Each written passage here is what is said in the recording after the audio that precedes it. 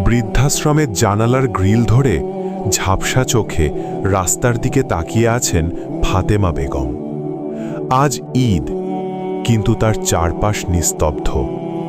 Dining room থেকে ভেসে আসা সেমাইয়ের ঘ্রাণটা তাকে বড্ড অপরাধী করে তুলছে। বুকের ভেতরটা মুচড়ে উঠছে এক নিদারুণ আর্তনাদে।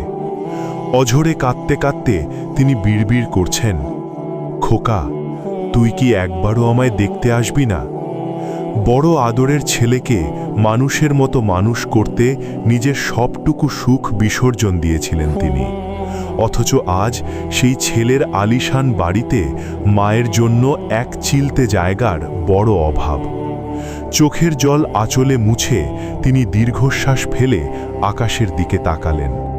প্রতিটি অশ্রুবিন্দু যেন এক একটি না বলা হাহাকার, যেখানে অভিযোগ নেই, আছে শুধু এক নিঃসঙ্গ মায়ের অন্তহীন অপেক্ষা।